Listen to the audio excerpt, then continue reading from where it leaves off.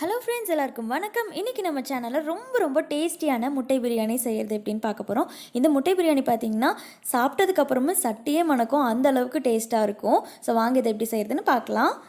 முதல்ல ஒரு கடாயில் 3 டேபிள் ஸ்பூன் எண்ணெய் சேர்த்துட்டு 4-5 பட்டை துண்டு சேர்த்துக்கலாம். ஒரு ஏலக்காய், 4-5 கிராம்பு சேர்த்துட்டு இது கூட அரை சைஸ் பெரிய வெங்காயம் சேர்த்துக்கிறேன். ஒரு கையளவுக்கு இஞ்சி பூண்டு சேர்த்துக்கலாம். இது கூட ஒரே ஒரு தக்காளி இப்போ சேர்த்துக்கிறேன். அண்ட் 3 பச்சை மிளகா, அப்புறம் இது கூட ஒவ்வொரு கையளவுக்கு கொத்தமல்லி, புதினா சேர்த்துக்கலாம். இது நம்ம இது கூடவே ரோஸ்ட் பண்ணி எல்லாத்தையுமே பேஸ்ட்டாக அரைச்சி எடுத்துக்க போகிறோம் இந்த பிரியாணிக்கு. ஸோ ஃபர்ஸ்ட் இந்த ஸ்டெப் கம்ப்ளீட் பண்ணிடலாம். இது ஆறுனதுக்கப்புறமா ஒரு மிக்ஸி ஜாரில் போட்டு பேஸ்ட்டாட்ட அரைச்சி எடுத்துக்கலாம். தண்ணி சேர்த்து அரைச்சிக்கலாம். இந்த அளவுக்கு நல்லா அரைச்சி எடுத்துக்கோங்க மையாட்டை.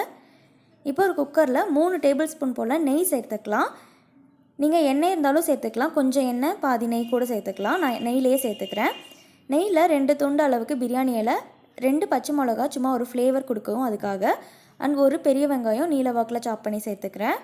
வெங்காயம் நல்லா வதங்கட்டும். இது கூட இன்னொரு தக்காளி சேர்த்துக்கலாம். ஆல்ரெடி நம்ம பேஸ்ட்டில் ஒரு தக்காளி சேர்த்துக்கிறோம். ஸோ இதெல்லாம் தக்காளி நல்லா வதங்கி வந்துருச்சு பார்த்தீங்களா மசிஞ்சு. இப்போது இதில் நம்ம அரைச்சி வச்சுருக்க பேஸ்ட்டு சேர்த்துக்கலாம்.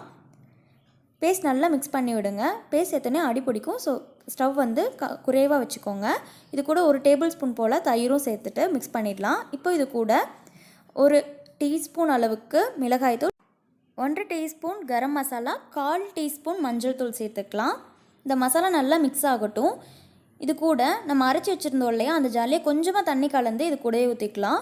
இப்போ இது கூட நான் முட்டை சேர்க்க போகிறேன். இன்றைக்கி 8 முட்டை நான் நல்லா வேக வச்சு எடுத்துட்டேன். அதில் லைட்டாக அந்த மாதிரி கீரல் போட்டிருக்கேன். ஸோ மசாலா உள்ளே இறங்கி சாப்பிடும்போது முட்டையும் நல்லா டேஸ்ட் கொடுக்கும். அதுக்காக அந்த மிக்ஸ் கூட முட்டையை ஒரு 2 நிமிஷம் அப்படியே கலந்து விட்டுடலாம். இப்போ பார்த்திங்கன்னா நான் ரைஸ்க்கு தேவையான அளவுக்கு தண்ணி ஆல்ரெடி நான் சூடு பண்ணி வச்சுருந்தேன். அதையும் இது கூட சேர்த்துக்கிறேன். அது கூட தேவையான அளவுக்கு உப்பும் சேர்த்துக்கலாம். தண்ணி கொதிச்சு வந்ததுக்கப்புறமா ரைஸ் சேர்த்துக்கலாம். இன்றைக்கி நான் ரைஸ் பார்த்திங்கன்னா பிரியாணி ரைஸ் எதுவும் எடுத்துக்கல. சாதாரணமாக நம்ம ஒயிட் ரைஸ் வைப்போம் இல்லையா சாதத்துக்கு, அந்த ரைஸில் தான் பிரியாணி செய்கிறேன். அது 2 கப் நான் எடுத்துருக்கேன். அதுக்கு தேவையான அளவுக்கு தண்ணி சேர்த்துக்கிறேன். ஸோ நீங்கள் ரெகுலராக எந்த மாதிரி ரைஸ்க்கு எவ்வளோ நேரம் ஊற வைப்பீங்க, எவ்வளோ தண்ணி சேர்ப்பீங்களோ அந்த மாதிரி சேர்த்து எத்தனை நீங்கள் விசில் விடுவீங்களோ அந்த அளவுக்கு விட்டுக்கலாம். ஸோ விசில் விட்டு எடுத்தாச்சு.